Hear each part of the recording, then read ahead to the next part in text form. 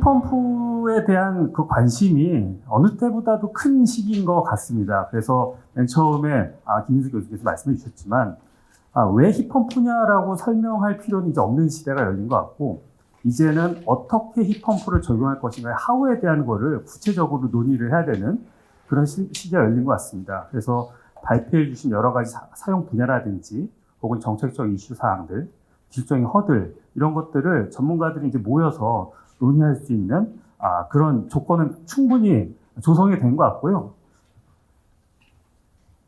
오늘 제가 말씀드릴 부분은 아마도 마지막 페이지에 있는 로드맵 관련된 부분이 제일 중요하지 않을까 싶은데, 일단은 준비된 사항에 맞춰가지고 말씀을 드릴게요. 그래서 에너지 효율 향상과 관련된 최근 이슈, 효율 향상 쪽에서 히펌프가 상당히 큰 포션을 차지하고 있기 때문에 효율 향상 전체에 대해서 말씀드리는 부분이 있는 거고, 그 다음에 기술적인 이슈랑 국가 R&D 과제, 아까 상세적인 과제에 대해서 좀 말씀들을 많이 해주셔가지고 과제에 대한 부분 제가 이제 스킵하고 넘어가도록 하겠습니다. 그리고 세 번째 있는 첨언에 대한 부분에서 정책적인 이슈 사항들, 그리고 앞으로 그 R&D 방향에 대해서 간단히 말씀드리도록 하겠습니다. 많이 보신 그림일 거예요. 에너지 효율 향상 쪽을 제가 설명드릴 때 항상 말씀드리는 스키매틱인데, 에너지 흐름도죠. 왼쪽에서 에너지가 생산이 돼서 중간 과정을 거쳐가지고 오른쪽에 소비가 되는데, 에너지 효율 향상이라는 부분은, 제가 담당하고 있는 부분은 에너지를 이렇게 사용하는 소비단에서 벌어지는 R&D 이슈에 대한 것들을 다루고 있고요. 또한 일부 에너지 생산이나 중간 과정에서 나오는 손실 부분을 어떻게 회수할 것인가에 대한 이슈를 다루게 됩니다. 그래서 에너지 효율이다라고 이제 말씀드리면은 저한테 문의를 하시는 분들 중에서 이제 생산 과정에서 나온 기술에 대해서 많이 문의를 하시는데, 물론 제가 그 해당 부분에 대해서 아는 부분도 있고 모르는 부분도 있지만, 기본적으로 효율 향상 PD가 다루는 영역은 에너지 흐름으로 봤을 때 오른쪽에 있는 최종 소비 단계에서의 산업 쪽에서 소비하는 거, 건물 쪽에서 소비하는 거, 그다음에 수송에서 소비하는 이 부분에 관련된 기술들을 다루고 있고, 그래서 보시면은 우리가 에너지를 활용할 때 전력으로 공급을 받아도 전기를 그냥 활용하는 경우는 많지는 않습니다. 그걸 전력으로 받든지 화학적 연료를 받든지 그거를 열로 변화해서 쓰는 경우가 많고, 따라서 산업이나 건물이나 수송 각각에 있어서 히펌프가 중요할 수밖에 없겠구나라는 거를 이 그림을 통해서 알 수가 있거든요. 왜냐하면 모두가 원하는 그 열에너지를 활용할 때 온도는 매우 다르거든요. 50도를 원하는 쪽도 있고 100도 이상 원하는 산업 쪽도 있고 굉장히 다양합니다. 그럼 온도를 맞출 수 있는 굉장히 유용한 기기가 히펌프이기 때문에 상당히 관심을 많이 받을 수밖에 없다라고 말씀드릴 수가 있고, 이 부분 이제 에너지 효율 향상은 아무튼 산업 분야나 건물, 그 다음에 이제 수송 각각에 있어서의 에너지를 줄이는 기술 관련된 걸 총망라하고 있습니다. 그래서 방금 제가 보여드린 이 그림을 말씀드리지 않고 기술 목록으로 말씀드리면은 굉장히 다양한 기술들이 이렇게 목록에 포함되어 있어가지고 복잡하거든요.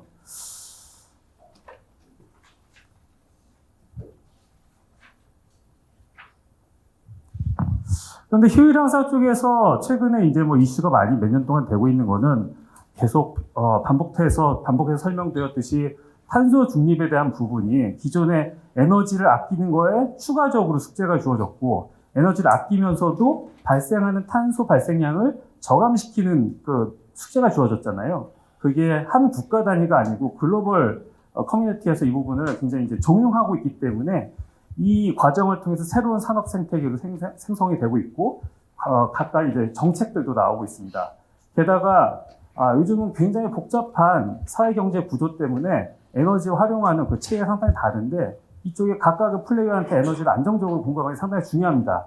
그거는 가격적인 부분에 있어서의 플럭세이션도 완화시켜야 되고, 그 다음에 물리적으로 에너지를 공급하는 데 있어서의 어떤 변동성도 해결이 돼야 되는 거거든요. 그러니까 내가 쓰고 싶을 때 에너지를 공급을 받아야 되는 것이고, 그리고 마지막으로 세 번째가 에너지 효율 쪽에서 이슈가 되고 있는 게 ICT 기술 어떻게 접목할 것인가. 플레이어가 상당히 다양한 플레이어를 만족시킬 수 있는, 기존에는 어려웠던 계산이나 통제나 제어나 이런 것들을 이제는 경제성 있는 그 어떤 한도 내에서 실현할 수 있는 시대가 열렸기 때문에 여기 세 번째는 ICT 기술의 어떤 활용.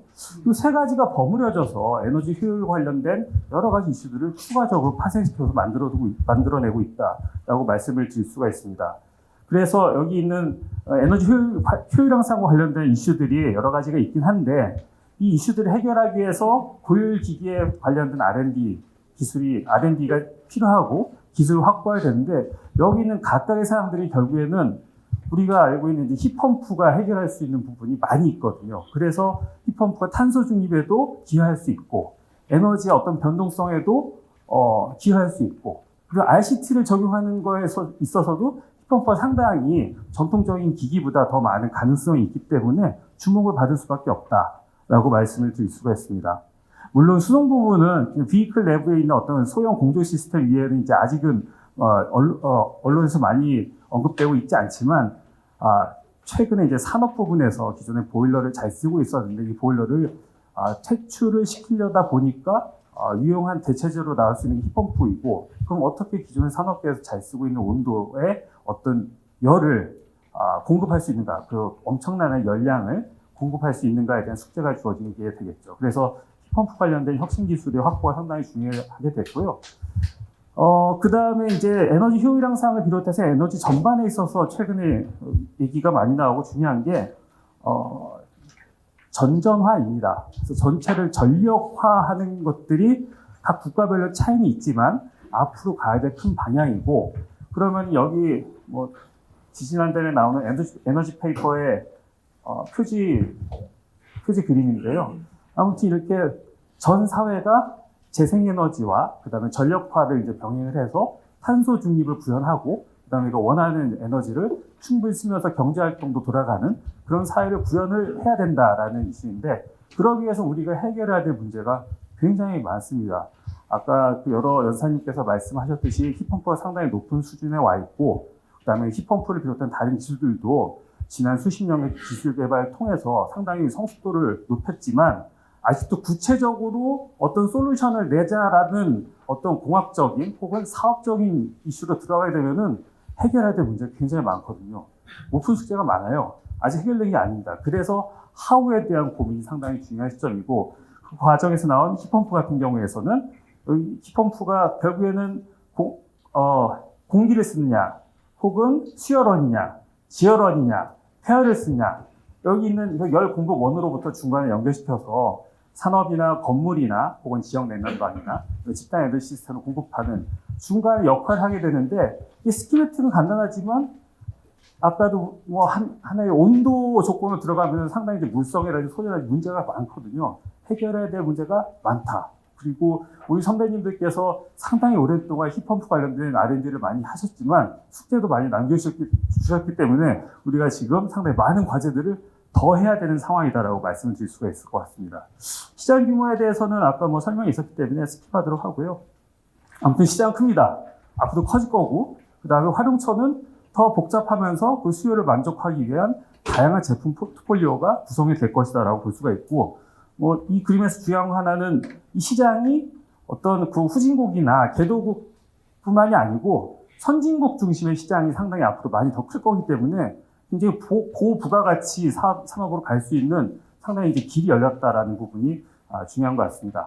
그리고 힙펌프에서 뭐 이렇게 좋은 상황만 있는 게 아니고 또 하나 규제 영역에 들어가게 됐잖아요. 아까 여러 번 얘기가 있었지만 힙펌프가 뭐 흡착식이나 흡수식이나 다양한 방식도 있겠지만 결국에는 증기압축식 힙펌프가 전체 시장에서 차지하는 비율이 매우 높고 증기압축식 힙펌프는 그 내부에 들어가는 워킹 플루이드가 없으면 작동이 될 수가 없고 그럼 그 워킹 플루이드인 냉매를 우리가 기존에 저렴하게 잘 쓰고 있던 냉매들이 계속 순차적으로 시장에서 퇴출되고 있거든요. 그리고 지금 전체 뭐 아까 칠러나 냉동기에서 대부분 한 80% 이상을 차지하고 있는 HCFC 냉매 같은 경우에는 2030년 멀지 않았습니다. 한 5, 6년 이내에 전폐가 지금 예상되어 있거든요. 게다가 HFC 냉매 같은 경우도 R&D를 해서 시장에 보급한 지 한 1, 20년밖에 안 된 것 같은데 다시 2045년에는 전체 대부분을 또 퇴출시켜야 되는 그런 상황이 있기 때문에 어떻게 보면은 상당히 복잡한 문제이고 문제의 난이도는 더 커졌습니다. 동시에 기존의 이제 산업적인 어떤 질서로 봤을 때는 기존에 이제 확립되어 있던 산업계의 질서가 상당히 크게 변할 수 있는 그 기점에 있다라고 말씀드릴 수 있습니다. 그래서 R&D가 매우 중요하다는 말씀을 드리기 위해서 이 부분이 중요한 거고요. 이 부분은 스킵하도록 하겠습니다. 여기만 말씀드릴게요. 그래서 아까 말씀드린 산업이나 건물이나 수송 쪽에 각각의 요구 조건이 있는데, 산업 같은 경우에는 우리가 탄소를 줄여야 될 숙제가 가장 큰 부분인데, 안타깝게도 산업에서 원하는 열은 우리가 보통 공조 시스템에서 원하는 온도보다는 상당히 높습니다. 그래서 그 온도 조건을 해결을 해야 되고, 게다가 용량이 엄청나게 커요. 힙펌프가 거의 뭐 트럭만 하고 집차만 하고 이런 힙펌프들이 들어가는 거기 때문에 커지면 이따가 어렵거든요.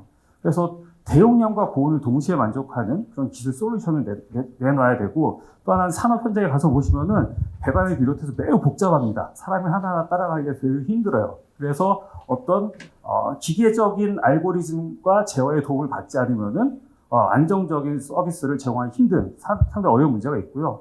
워킹 프루이드 얘기는 말씀을 드렸고, 그다음에 경제성은 기존의 보일러가 많이 비쌉니다. 매우 비싸요. 그거를 운영 과정 통해서 뽑아내야 되는데, 그거를 이제 지금은 어떤 규모의 경제를 통해서 경제성 확보도 이제 나가야겠지만, 힙펌프가 설치된 영역 같은 경우에는 한랭지 영역이나 굉장히 추운 영역, 낮은 온도에서는 끌어올 열이 없잖아요. 그래서 그런 부분에 기술적인 문제가 많습니다. 또한 어떤 미활용 에너지를 활용을 하는 과정에서 힙펌프가 많이 쓸 수 있다라고 하는데, 한국 같은 경우에는 예를 들면은 미활용 에너지가 어디 얼만큼 있는지에 대한 해상도 높은 열지도가 아직 마련되지 못해서, 그 열지도가 있으면 수요상이 있구나라고 해서 개발할 텐데 이게 아직 연결되지 못한 상황이거든요. 상당히 기술적인 이슈가 또 하나 있고, 그다음에 디지털화 같은 경우에는 다른 산업보다는 힙펌프 쪽의 어떤 그 속도가 디지털화가 좀 느린 것 같습니다. 제가 봤을 때는. 그래서 좀 더 이렇게 속도를 내야 되는 과정이 있고, 그다음 디지털화를 통해서 위에 있는 경제성이나 보온의 서비스나 이런 부분을 또 보완할 수 있는 가능성이 있기 때문에 기술적인 이슈가 상당히 중요하다고 말씀드릴 수가 있습니다. 그리고 마지막에 있는 인증이나 실증 인프라 같은 경우에는 기존 냉매 기준으로 인프라들이 많이 돼 있어가지고, 이게 독성이나 혹은 가연성이나 혹은 굉장히 압이 높은 그런 시스템에서 어떻게 인증하고 그다음에 일선 현장에서 사업하러 갈 수 있는가에 대한 굉장히 복잡한 문제들이 있거든요. 제도적으로 풀어야 될 사항을 포함해서요. 보시면은 할 일이 많습니다. 그래서 하우에 대한 고민할 사항들이 한바닥이 있다라고 말씀을 드릴 수가 있습니다. 과제에 대한 부분은 제가 생략을 하겠고요. 올 초에 1차 공고를 통해서 여러 가지 과제들이 나가는데, 요소에 열을 활용해야 되기 때문에 힙펌프와 관련된 요소들이 포함되어 있다는 걸 확인하실 수가 있고, 지금 접수를 받고 있는 2차 공고 과제는 버티컬 파밍 관련된 과제인데, 여기서도 미활용 에너지 활용 부분이 모듈이 있기 때문에 힙펌프 관련된 어떤 전문적인 어떤 고민이 필요하다라고 말씀드릴 수가 있습니다. 세 번째 첨언인데, 시간이 지금 얼마 안 남았기 때문에 일단 요거 하나를 말씀드리고 마무리 짓는 게 좋을 것 같습니다. 보시면은 그 초격차 프로젝트라는 거를 언론에서 보셨을 거예요. 작년 4월 달에 산업부가 한번 발표했고, 그 다음에 올 5월 초에 또 한번 초격차 프로젝트에 대해서 정부에서 발표한 사례가 있습니다. 여기 있는 문서들은 정부 웹사이트에 가서 보시면은 다운로드 받아 보실 수가 있는데, 여기에서 이 초격차 프로젝트라는 게 기존보다 굉장히 이제 첨단성이 있고 시장성이 높은 기술에 집중적으로 R&D를 투자한다라는 취지를 살린 과제다라고 말씀드릴 수가 있고, 이게 이제 11개 분야별로 초격차를 이제 구체화했고, 여기 반도체 디스플레이를 포함해서 에너지 신산업까지 해서 11개입니다. 근데 이제 에너지 신산업 같은 경우에는 수소를 비롯한 7개 미션이 있고, 에너지 쪽이 7개 미션 중에 세 번째 미션이 건물 산업 효율 기술 세계 경쟁력 확보라고 명시가 되어 있습니다. 이게 이제 산업적인 힙펌프 기술 혹은 건물 쪽의 힙펌프 기술에 관련된 부분을 이제 커버하는 부분이고, 보시면은 이 표에서 아실 수 있듯이 산업용 보일러 대체 대용량 보온 힙펌프 시스템 기술 개발, 그리고 산업 건물 친환경 보일, 부하 최적 대응 통합 에너지 시스템 기술 개발, 그리고 산업용 극저온 초저습 힙펌프 및 냉연 활용 시스템 기술 개발. 보시면은 온도를 기준으로 굉장히 낮은 온도, 굉장히 높은 온도, 그 다음에 0도에서 100도 내외에 우리가 이제 일상적으로 겪을 수 있는 온도를 기준으로 해서 각각의 기술을 좀 구분해 놓고, 현재 수준과 단기, 중장기적으로 방향을 잡고 있다라고 말씀을 드릴 수가 있습니다. 그래서 산업 쪽에서 수요를 맞추기 위한 고온 히트펌프 같은 경우에는 이 프로젝트의 첫 번째 있는 이 라인을 통해서 나가게 되는 것이고요. 그리고 산업 현장에 일단 폐열을 활용한다든지 혹은 건물의 에너지를 높이기 위한 어떤 히트펌프 시스템 혹은 열 네트워크 시스템 같은 경우에는 두 번째 부하 최적 대응 통합 에너지 시스템 기술 개발을 통해서 진행이 되고, 그리고 0도 이하 보통 마이너스 100도 초저온이라고 저희 얘기하는데, 이런 초저온 냉열 수요를 또 만족하기 위한 히트펌프 기술 같은 경우는 세 번째 라인을 통해서 진행된다라고 말씀을 드릴 수가 있을 것 같습니다. 이 박스 하나가 과제 하나는 아니고요. 박스 하나 안에 이 이슈를 해결하기 위한 다양한 과제들이 진행이 될 것이고, 올해도 착수가 되는 과제도 있고, 아까 센츄리에서 설명해 주셨듯이 그 과제도 착수가 되고, 작년에 착수된 과제도 있고요. 앞으로도 착수 위해서 전문가들의 고민을 통해서 우리가 이제 기획 과정을 진행해야 될 사항들이 지금 있는 상황이다라고 말씀을 드릴 수가 있습니다. 시간이 좀 지났지만, 1분 내에 마치도록 해야겠네요. 보시면은 우리가 방금 말씀드린 어떤 기술적인 이슈들이 IAEA, HPT, TCP 그 기술적 협력 체계에서 논의하고 있는 안엑스에 보면 넘버링 돼서 다 나와 있거든요. 아까 다가구 주택에서 히트펌프 활용한다는 그 이슈 같은 경우에는 62번에 보시면 이제 멀티패밀리 시스템이라고 또 나와 있고, 그다음에 고온 히트펌프 같은 경우에는 예전에 46번이었나요? 48번이었나요? 그쪽 인더스트리얼 히트펌프로 다뤄졌었는데, 다시 이제 58번 안엑스에서 고온 히트펌프를 또 이제 다루게 됐고요. 다양한 이슈들을 지금 고민하고 있고, 그래서 어떻게 보면은 협력을 하고 있는 것 같으면서도 국가 간의 치열한 경합이 벌어지고 있는 분야다라고 말씀을 드릴 수가 있습니다. 그런데 히트펌프가 또 새로운 이슈가 나오고 있는데, 결국에는 이제 건물용 난방, 가정용 난방을 위한 히트펌프 기술 같은 경우에는 이게 난방기냐 냉방기냐, 히트펌프는 이제 4A 밸브만 설치하면은 냉방과 난방의 어떤 전환형 시스템도 구성이 가능하기 때문에 이슈가 될 수밖에 없거든요. 그런데 유럽 같은 경우에는 북위 44도를 기준으로 보면은 전 인구의 82%가 거주하고 있어요. 그런데 미국은 44도 위에 살고 있는 인구가 8%밖에 안 돼요. 반대로 말하면 유럽은 냉방에 대한 필요가 별로 없었거든요. 그래서 전체 에너지의 냉방에 소요되는 에너지가 1%밖에 안 돼요. 그런데 미국은 굉장히 더운 쪽에 많이 살고 있기 때문에 16% 정도의 높은 에너지를 냉방에 쓰고 있습니다. 그리고 전체 가구의 한 90%는 에어컨을 달고 있죠. 근데 유럽에 가시면은 한 10%도 안 되거든요. 에어컨이 설치된 곳이 없습니다. 하지만 보시면 온도가 점점 올라가고 있기 때문에 냉방에 대한 수요가 늘어날 것이고, 그 히트펌프를 설치했을 때 이게 난방으로만 쓰이지 않고 냉방으로도 쓰이게 된다면 전체 에너지의 전력 소비량은 늘게 되지 않을 것인가라는 우려가 있는 게 사실이고, 또 하나 히트펌프의 설치에 대해서 보조금을 지급을 할 때 냉방기기로 쓰이는 부분에서는 어떻게 할 것인가에 대한 고민이 있을 수밖에 없습니다. 그 다음에 요금 체계도 마찬가지로 고민이 되는 거고요. 그리고 가정용과 건물용뿐만이 아니고 산업용까지 히트펌프가 적용이 됐을 때는 이 히트펌프까지 전기 에너지를 가져가 이제 활용하게 되는 것인데, 상당히 시간에 따라서 국가적으로 보면 부하가 지역적으로 플럭추에이션이 있을 겁니다. 그 부분에 대해서 어떻게 대응할 것인지에 대한 어려운 문제가 있는데, 보시면은 이게 덴마크 사례 같은 경우인데, 요금에 따라서 요금이 싼 쪽으로 수요가 막 가는 부분을 이제 실증한 결과를 보여주고 있는 게 밑에 있는 그림이 되겠습니다. 아마도 우리나라도 요금 체계를 상당히 세분화해서 구성하면은 여기에 맞춰가지고 알고리즘을 또 짜고 AI 쪽으로 해서 대응을 하게 되면은 이게 리소스 레벨링이 가능할 것인가에 대한 고민이 있고, 이건 제도적으로 또 풀어야 될 부분이 있거든요. 그래서 히트펌프는 기술적인 문제와 제도적인 정책적인 문제가 같이 해결돼야지 시장의 보급이 확산으로 갈 수가 있다라고 우리가 이해할 수 있는 부분이고, 그만큼 다양한 전문가들의 고민과 그다음에 협력이 필요한 분야가 아닌가 싶습니다. 제가 오늘 준비한 거는 이 정도인데요. 열심히 했어도 시간이 7분이나 지나 버렸네요. 제 시작이 늦었습니다. 그래서 제 시간 20분은 채우고 말씀드린 것 같습니다. 예, 이상입니다. 고맙습니다.